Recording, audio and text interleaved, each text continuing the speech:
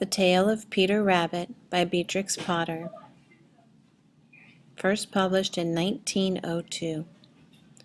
Once upon a time there were 4 little rabbits, and their names were Flopsy, Mopsy, Cottontail, and Peter. They lived with their mother in a sandbank underneath the root of a very big fir tree. "Now, my dears," said old Mrs. Rabbit one morning, "you may go into the fields or down the lane, but don't go into Mr. McGregor's garden. Your father had an accident there. He was put in a pie by Mrs. McGregor. Now run along and don't get into mischief. I am going out." Then old Mrs. Rabbit took a basket and her umbrella and went through the wood to the baker's. She bought a loaf of brown bread and 5 currant buns. Flopsy, Mopsy, and Cottontail, who were good little bunnies, went down the lane to gather blackberries. But Peter, who was very naughty, ran straight away to Mr. McGregor's garden and squeezed under the gate. First he ate some lettuces and some French beans, and then he ate some radishes, and then, feeling rather sick, he went to look for some parsley. But round the end of a cucumber frame, whom should he meet but Mr. McGregor? Mr. McGregor was on his hands and knees planting out young cabbages, but he jumped up and ran after Peter, waving a rake and calling out, "Stop, thief!" Peter was most dreadfully frightened. He rushed all over the garden, for he had forgotten his way back to the gate. He lost one of his shoes among the cabbages and the other shoe amongst the potatoes. After losing them, he ran on 4 legs and went faster, so that I think he might have gotten away altogether if he had not unfortunately run into a gooseberry net and got caught by the large buttons on his jacket. It was a blue jacket with brass buttons, quite new.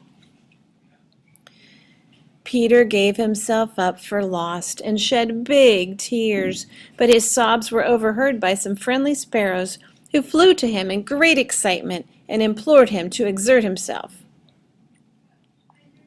Mr. McGregor came up with a sieve, which he intended to pop upon the top of Peter, but Peter wriggled out just in time, leaving his jacket behind him, and rushed into the tool shed and jumped into a can. It would have been a beautiful thing to hide in if it had not had so much water in it.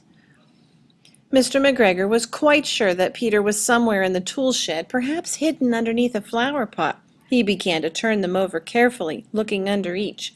Presently Peter sneezed. "Kershoo!"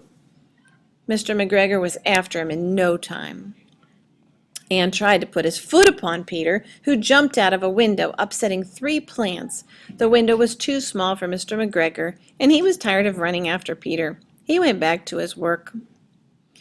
Peter sat down to rest. He was out of breath and trembling with fright, and he had not the least idea which way to go. Also, he was very damp with sitting in that can.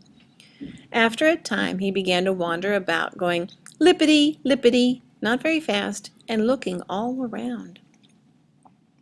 He found a door in a wall, but it was locked, and there was no room for a fat little rabbit to squeeze underneath. An old mouse was running in and out over the stone doorstep, carrying peas and beans to her family in the wood. Peter asked her the way to the gate, but she had such a large pea in her mouth that she could not answer. She only shook her head at him. Peter began to cry. Then he tried to find his way straight across the garden, but he became more and more puzzled. Presently he came to a pond where Mr. McGregor filled his water cans. A white cat was staring at some goldfish. She sat very, very still, but now and then the tip of her tail twitched as if it were alive. Peter thought it best to go away without speaking to her. He had heard all about cats from his cousin, little Benjamin Bunny. He went back towards the tool shed, but suddenly, quite close to him, he heard the noise of a hoe. Scritch, scratch, scratch, scritch. Peter scuttered underneath the bushes, But presently, as nothing happened, he came out and climbed upon a wheelbarrow and peeped over. The first thing he saw was Mr. McGregor hoeing onions. His back was turned toward Peter, and beyond him was the gate. Peter got down very quietly off the wheelbarrow and started running as fast as he could go along a straight walk behind some black currant bushes. Mr. McGregor caught sight of him at the corner, but Peter did not care. He slipped underneath the gate and was safe at last in the wood outside the garden. Mr. McGregor hung up the little jacket and the shoes for a scarecrow to frighten the blackbirds. Peter never stopped running or looked behind him till he got home to the big fir tree. He was so tired that he flopped down upon the nice soft sand on the floor of the rabbit hole and shut his eyes. His mother was busy cooking. She wondered what he had done with his clothes. It was the second little jacket and pair of shoes that Peter had lost in a fortnight.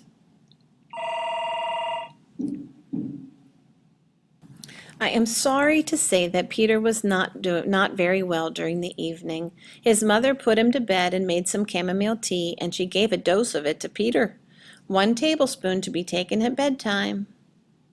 But Flopsy, Mopsy, and Cottontail had bread and milk and blackberries for supper. The end.